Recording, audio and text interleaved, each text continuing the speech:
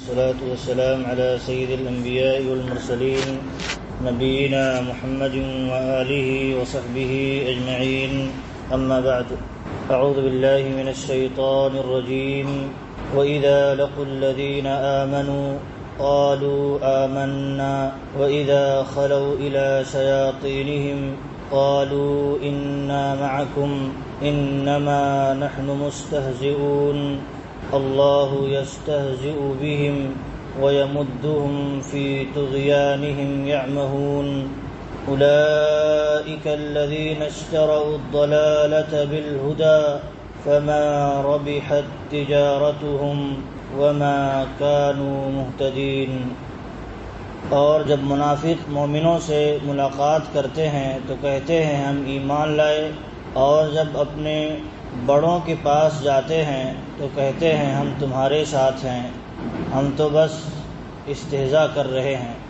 اللہ رب العالمین ان کے ساتھ استہزاء کر رہا ہے اور انہیں سرکشی میں چھوڑ دے رہا ہے. یہ وہ لوگ ہیں جنہوں نے ہدایت کے بدلے گمراہی خرید لی ہے، تو ان کی تجارت نے نہ کوئی فائدہ دیا اور نہ ہی یہ ہدایت یافتہ ہوئے. چند باتیں اس سلسلے میں ذکر کی گئی تھیں کہ منافقین جب مومنوں کے پاس آتے ہیں ایمان کا اظہار کرتے ہیں، اور جہاں مومنوں سے دور ہٹتے ہیں کافروں کے پاس جاتے ہیں، اپنے سردار کے پاس جاتے ہیں. ان کو اللہ رب العالمین نے شیطان کے لفظ سے تعبیر کیا ہے، تو وہاں ان کی والی کرتے ہیں، کہتے ہیں ہم تمہارے ساتھ ہیں، مومنوں کے ساتھ نہیں ہیں، ہم تو مومنوں سے بس مذاق کر رہے ہیں. اللہ رب العالمین نے اس کا جواب یہ دیا کہ اللہ رب العالمین دراصل ان کے ساتھ مذاق کر رہا ہے، انہیں برائی میں بھٹکتا ہوا چھوڑ کر. تو اللہ رب العالمین بھی کسی کو اگر برائی میں بھٹکتا ہوا چھوڑ دے تو گویا ایک طرح اللہ رب العالمین کی یہ سزا ہے، بہت بڑی سزا ہے. ہدایت سے محروم کر دے اور گمراہی میں بھٹکتا ہوا چھوڑ دے، اس سے بڑی سزا دنیا میں کوئی نہیں ہو سکتی، اس سے بڑا عذاب دنیا میں کوئی نہیں ہو سکتا. اہل علم کہتے ہیں کہ سب سے بڑی نعمت جو دنیا میں ہے، سب سے بڑی نعمت جو ہے اللہ کی طرف سے بندوں پر، وہ ہدایت کی نعمت ہے. اور سب سے بڑا عذاب جو ہے اللہ رب العالمین کا دنیا میں لوگوں پر، وہ کیا ہے؟ برائی میں بھٹکتا ہوا چھوڑ دینا، ہدایت سے محروم کر دیا جانا. یہ کیا ہے؟ اللہ رب العالمین کی طرف سے سب سے بڑا عذاب ہے، کیونکہ اسی پر اللہ کا عذاب طے ہوگا.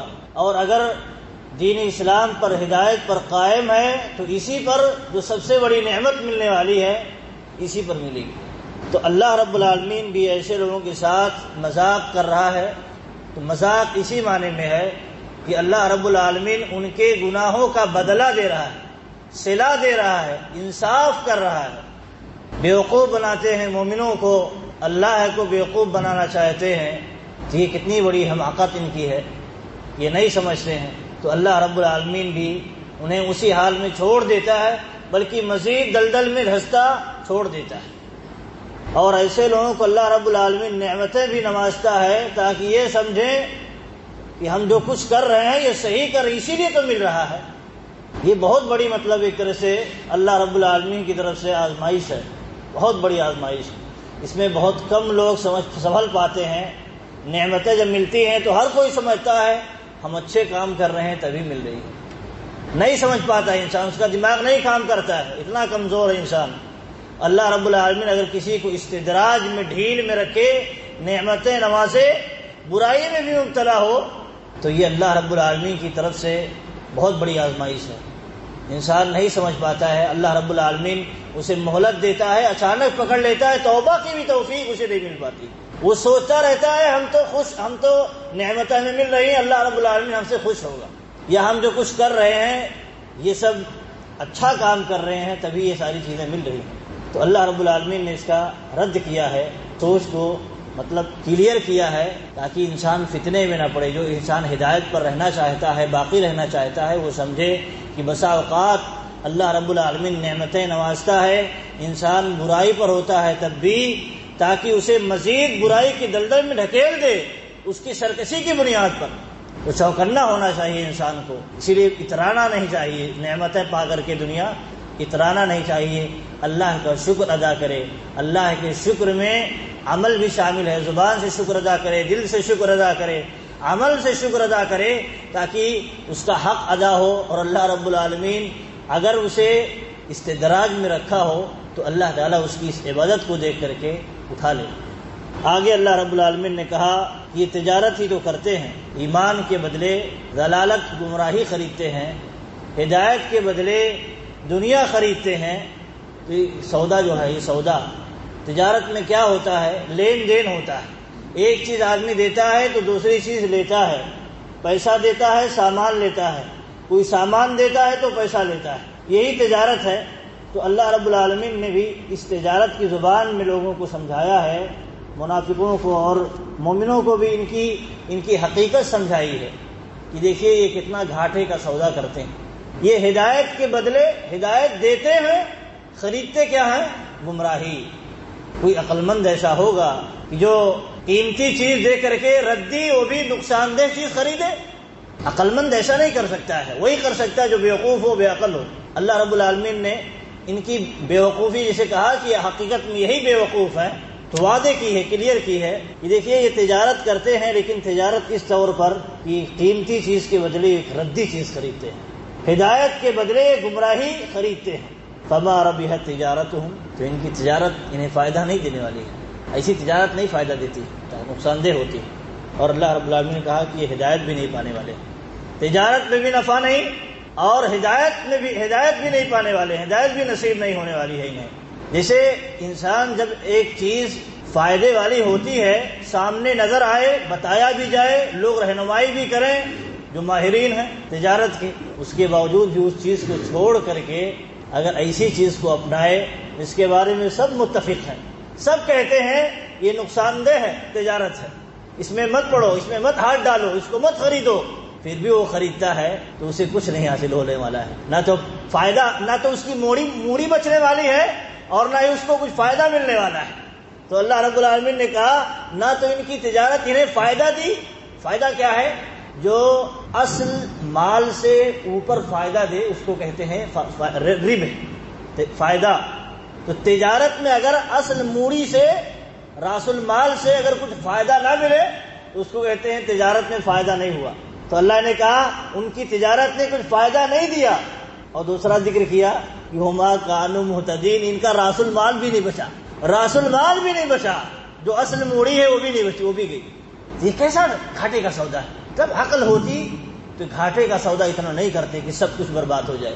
اللہ رب العالمین نے تجارت کی زبان میں لوگوں کو سمجھایا ہے، کیونکہ تجارت کی زبان ہم میں سے اکثر لوگ سمجھتے ہیں اللہ کے ساتھ ہمارا تجارت ہے، تجارتی معاملہ ہے، تو اللہ کے ساتھ تجارت کریں تو کیسا کریں؟ اہل علم کہتے ہیں، سلف صالحین کہتے ہیں کہ دیکھیے یہ منافقین کا معاملہ ہے کہ جہاں دنیا ملتی ہے تو دین خرچ کر دیتے ہیں، دین خرچ کر دیتے ہیں، دین چھوڑ دیتے ہیں، ایمان کا سودا کر لیتے ہیں۔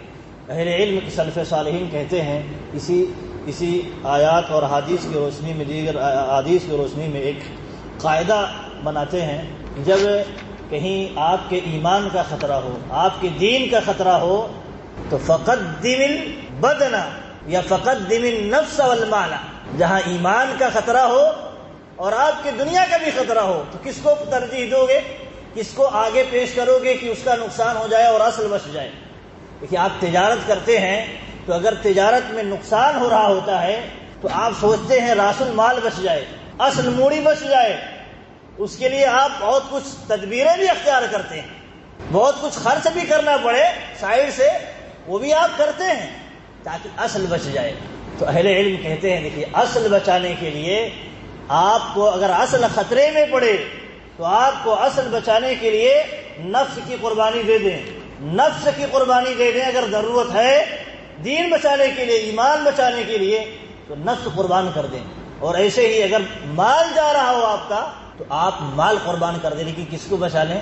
ایمان کو بچا لیں، یہی سودا اصل ہے اللہ رب العالمین سے۔ یہ اگر آپ نہیں کر سکے، دین کو دنیا کے بدلے خرچ کر دیا، دین کا سودا کر دیا، تو آپ نے گویا اپنی تجارت میں جو اللہ رب العالمین سے تجارت ہے ناکام و نامراد ہو گئی، کچھ حاصل نہیں ہوا۔ یہ ایک اصول اور قاعدہ ہے سلف صالحین عقیدے کی کتابوں میں اس کا ذکر کرتے ہیں کہ انسان کا جہاں ایمان اور ایمان کا خطرہ جہاں ہو انسان کے ساتھ اور اس کے مال کا خطرہ ہو تو کس کو آپ پہلے آگے بڑھائیں گے کہ وہ ختم ہو جائے چلے گا لیکن اصل چیز باقی رہے برقرار رہے.